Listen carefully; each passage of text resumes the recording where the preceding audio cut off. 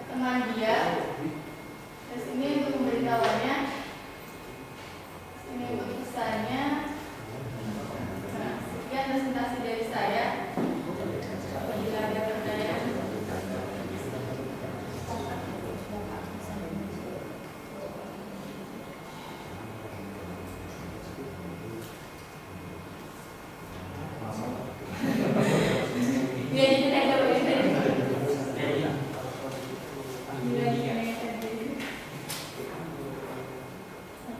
ya, kita ada 3 kelompok yang nggak tentang mobile application. Kalau masukan saya itu pastikan user interface-nya itu adalah familiar dan masyarakat ya. Mudah digunakan, tidak terlalu banyak sekali teks yang membingungkan. Terus kalau perhatikan user interface-nya ya, tidak perlu Anda konsultasi dengan dosen DKV yang ada di institusi ya. Dan hubungi. Belum di SMS sudah. Oh ya jangan lewat harus ketemu.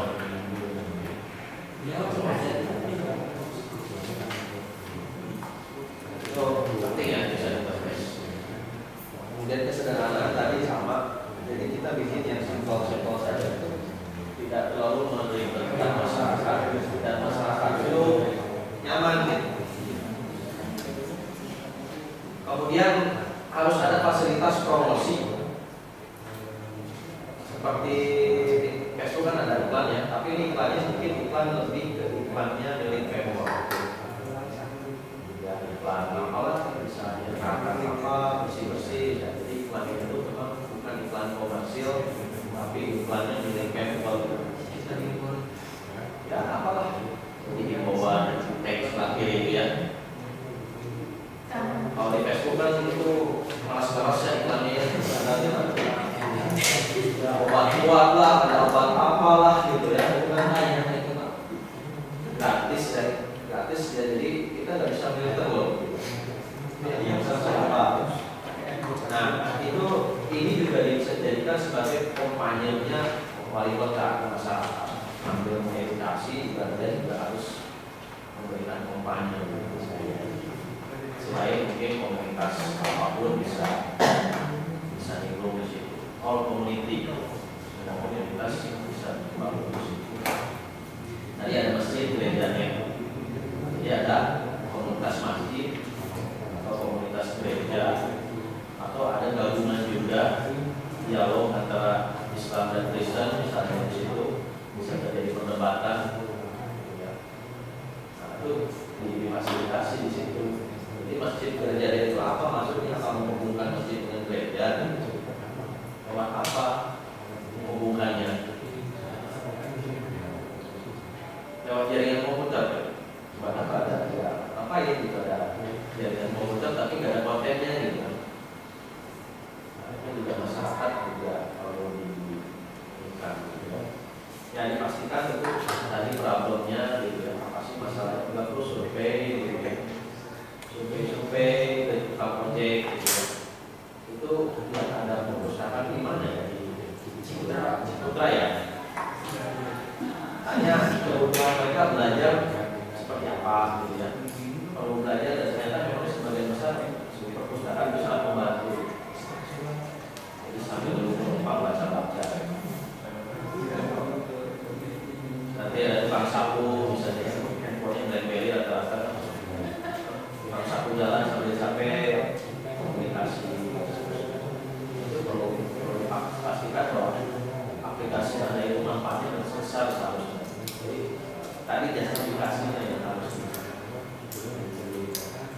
di level ada BlackBerry Option Center kemarin sama Smart City. Saya juga lihat ada yang mobile learning juga. Coba lihat aja justifikasi mereka. Ya selama ini Pak Juara tinggalnya memang mobile. Termasuk kemarin kan ada 5 poin yang saya ajukan. Salah satu poinnya itu bagaimana Anda membuat proses bisnis itu mudah dipahami oleh masyarakat. Tadi ya gambar sih gitu ya.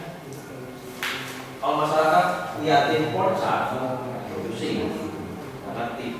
Nah, dikasihlah kartun situ statik apa lebih bagus lagi animasi. Sudah ya? Waktunya. Terima kasih atas pertanyaan dan saran dari Bapak Tusan ini, dan juga terima kasih atas presentasi dari Saudari Nono. Berikut itu saran dari beberapa diskusi. Yang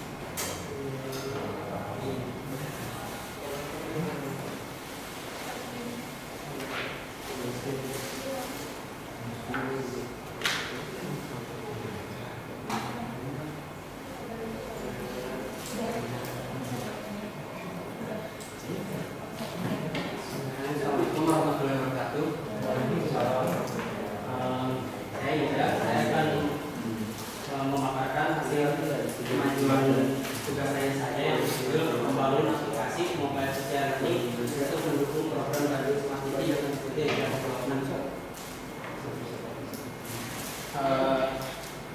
ini ada sebelum saya masuk ke kemajuan tugas saya. Jadi ini ada dua profesor yang mendukung kenapa saya membangun aplikasi mobile. Yang pertama itu dari Rudy Joel, dia seorang pakar mobile di Enterprise.psg. Dia mengatakan bahwa mobile 2.0 itu sekarang didukung karena Indonesia content and personal context. Nah, profesor ini dia juga mengatakan bahwa mobile 2.0 ini akan mendukung aplikasi yang dibuat versi webnya di tim yang happy sama teman. Nah, pembangunan aplikasi mobile social learning ini merupakan versi mobile dari social learning yang merupakan media pembelajaran untuk warga Bandung mendukung program yang tujuan kami yaitu Bandung Smart City. Kemudian fitur-fiturnya ini saya mengambil kolaborasi dari dua fitur utama yang sudah dipaparkan tadi dari Yanti sama Nuno. Jadi fiturnya saya ambil ada 6. Yang pertama content sharing, kedua course blog, ketiga course wiki yang ada di versi webnya yang akan dibangunkan dulu. Berikutnya ada group management, ada personal blog dan profile management. Nah, untuk progresnya sendiri hasil analisis dan desainnya hampir sama dengan yang sudah dijelaskan oleh Erdi dan Nuno. Jadi untuk use case dan activity diagram program management ini user bisa melihat profilnya dan bisa mengisi profilnya dengan urutan prosesnya.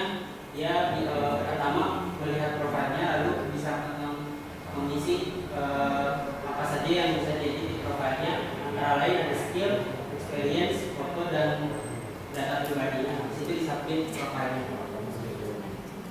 Berikutnya untuk business dan activity personal blog hampir sama dengan yang dijelaskan sama dulu personal blog. Intinya adalah business ini untuk ada dua account yaitu user dan another user, maksudnya salah. Jadi user itu adalah orang yang tergabung dalam aplikasi mobile social learning-nya. Itu another member adalah another user itu adalah user lain yang bisa melihat blognya dan bisa share blognya. Berikutnya untuk business dan activity course wiki. Jadi di course wiki ini hanya masing-masing user dan user lain bisa membuka dan mengedit isi wikinya. Di business dan activity di course blog bedanya sama personal blog adalah course blog itu ada di dalam sama nanti yang dibuat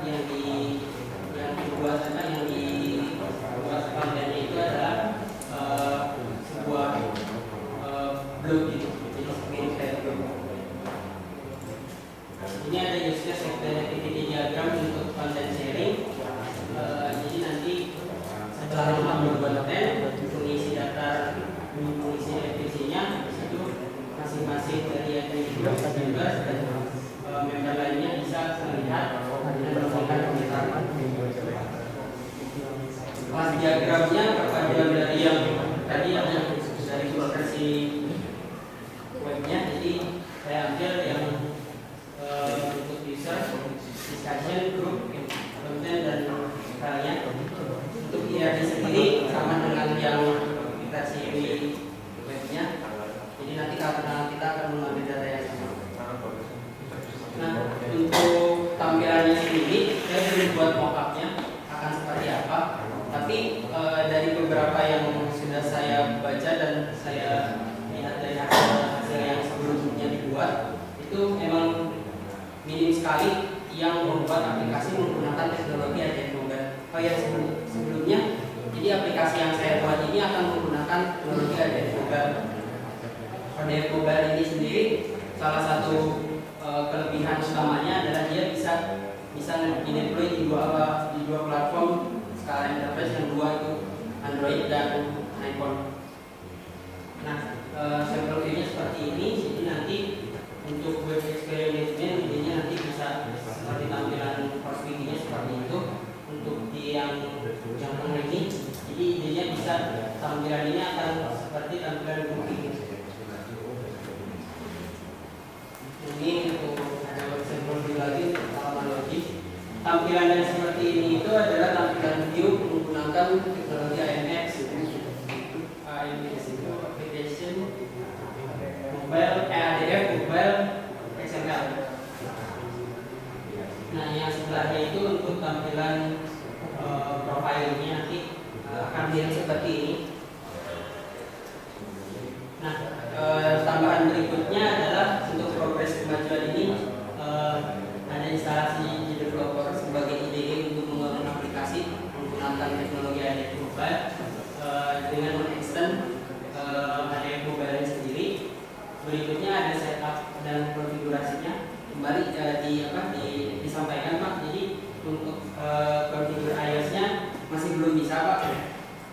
Jadi di iOS ini ternyata emang codingannya bisa single code, bisa di dua platform yang berbeda, tapi tetap untuk ngedeploy itu harus dari provider Apple. Jadi harus di macOS. Nah, kemarin saya sudah coba Pak, karena saya pikir yang Android itu bisa di-deploy langsung di device-nya. Jadi untuk yang iOS ini saya coba di device iOS-nya kemarin, ternyata memang nggak bisa memerlukan autentifikasi.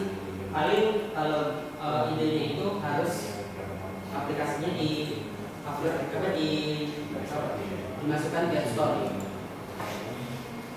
Untuk yang Android tidak ada masalah, udah pernah dibuat dan kemarin juga sudah saya tunjukkan yang hasil tampilan untuk iOS-nya. Tapi ada beberapa juga yang belum bisa, yaitu akses data ke server. Kayak yang kemarin masih belum Pak. Jadi connect ke database sudah bisa, tapi masih belum bisa akses gitu. Jadi query-nya saya masih belum paham. Berikutnya nah ini ada catatan dari beberapa dosen yang saya minta konsultasi. Yang pertama itu dari Bu Amel. Kalau dari Bu Amel sebetulnya permohonan maaf karena hari ini nggak bisa datang karena beliau ada di luar kota. Beliau menitipkan perkembangan tugas harinya disampaikan saja ke beliau. Nanti untuk lainnya dibicarakan setelah fitur-fitur yang kita sampaikan di seminar kemajuan ini sudah pasti. Nah, dari Pak Fitra, saya konsultasi ke Pak Fitra karena jujur saya membangun aplikasi menggunakan teknologi ADF ini dirasa sulit. Tapi ya karena ini adalah topik tugas akhir yang memang harus diambil, jadi saya coba untuk latih untuk membangun aplikasinya. Dari Pak Fitra itu mendevelop aplikasi menggunakan ADF mobile itu memang sulit. Ini ada kata-kata dari developer di sigma.com. Jadi mereka juga ada yang membangun aplikasi menggunakan ADF mobile, tapi akhirnya tidak dilanjutkan karena sulit di custom. Nah, itu tapi bagus untuk ya. Yang berikutnya dari Pak Taufik, kemarin saya minta konsultasi ke Pak Taufik karena secara teknis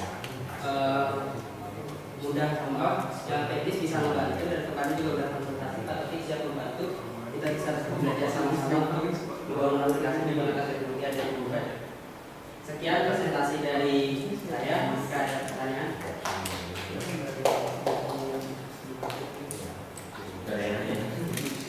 Oke, ini saya namanya DA itu harus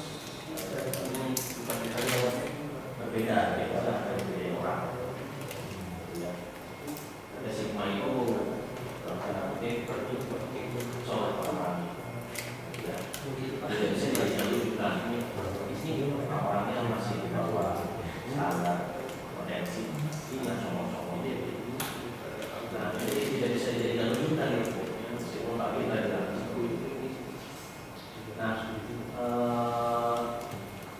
Anda tugasnya memang harus ada dua yang harus melakukan. pertama, Oracle ADF-nya itu Anda pastikan apakah sudah terinstall full atau belum.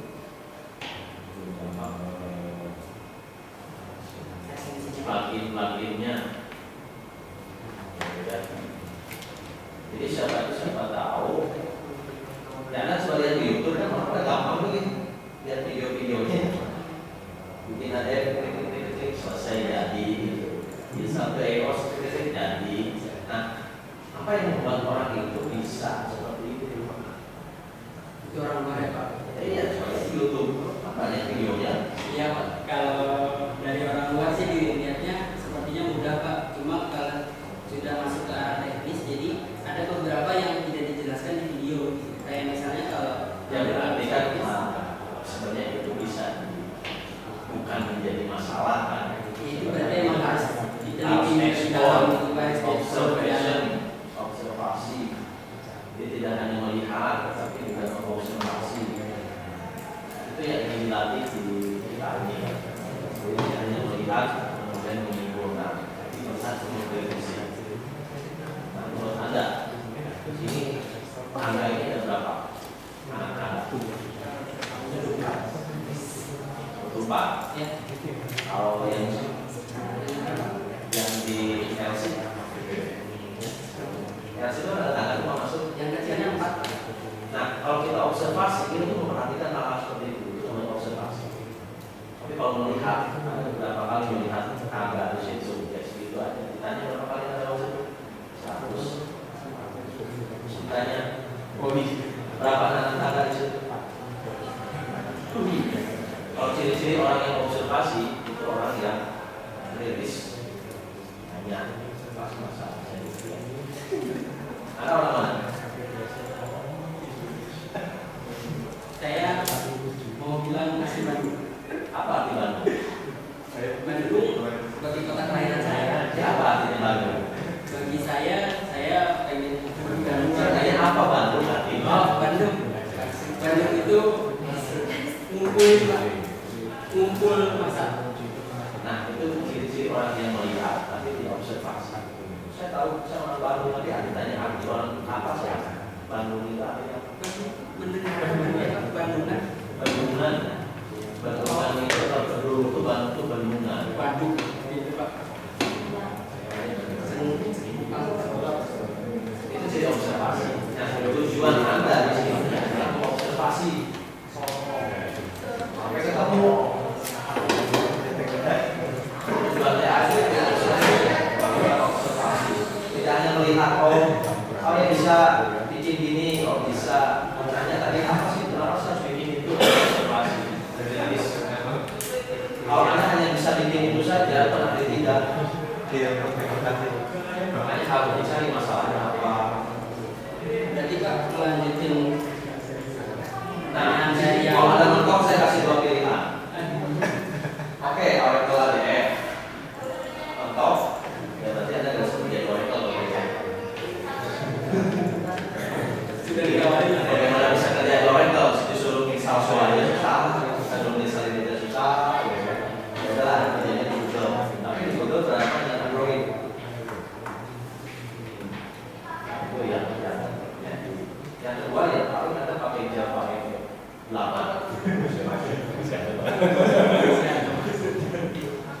Jatuh Java 8 yang baru. Yang 8 bukan Java FE yang dulu. Itu yang bisa sampai ke device, bisa sampai ke mesin cuci, bisa masuk ke mobil, bisa masuk ke kulkas, bisa masuk ke sensor, bisa masuk ke device handphone. Java ini 8 versi baru, bukan versi yang lama. Bisa ke robot, makanya lagi diteliti juga di robot. Jadi robot juga bisa pakai Java ini 8. Dan saya sensor, saya main sensor, main gitu. Dan itu sudah agent oriented, itu sudah bukan objek oriented lagi. Nah, tapi ada nggak usah berpikir ke sana. Kita bisa Java agent 8 ini yang sudah dirilis Oracle kemarin itu dipakai untuk aplikasi iOS dan Android. lebih simpel dari segi kode. Kalau Android berat, ini menghabisi baterai aplikasi Android. Ya, keamanan, dan virus Android namanya aplikasi dan virus. Nah, tinggal mikir aja pakai Oracle aja. Kalau anda pakai tools yang dianjurkan oleh Pak kita ya orangnya harus menjahit, tidak ada spesial. Ini anak D3 juga pada jago di aplikasi Android. Jadi saya itu masih belum dapat jawabannya ini Pak. Jadi kan tadi juga ditanyakan kenapa membuat sosial learning. Jawabannya juga kita masih mengambang karena sebetulnya ini PPA yang mendukung programnya kehadiran kamu karena yang itu. Berikutnya juga saya masih punya pertanyaan kenapa saya harus menggunakan ADF Mobile.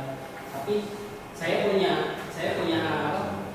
pemahaman sendiri, punya persepsi saya. Jadi kalau misalnya saya membuat aplikasi menggunakan teknologi ADF Mobile itu karena teknologi ADF Mobile adalah teknologi yang paling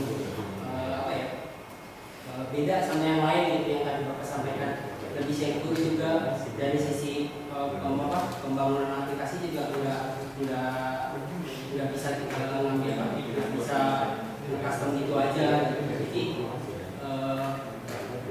ya itu tadi saya masih belum dapat kenapa saya harus menggunakan teknologi ADF Mobile, tapi saya yakin saya bisa explore untuk membuat aplikasinya nanti. Nah ini supaya anda tahu nih, anda ditarget gitu. Kalau sudah 2 minggu nggak bisa saja. Oke lah, iOS di skip dulu ya. iOS mungkin takutnya tadi ya security restriction. Ya, iPhone di sini aja diproses nanti. Ya, nggak dipakai lagi. Jadi sekarang praktis pasar.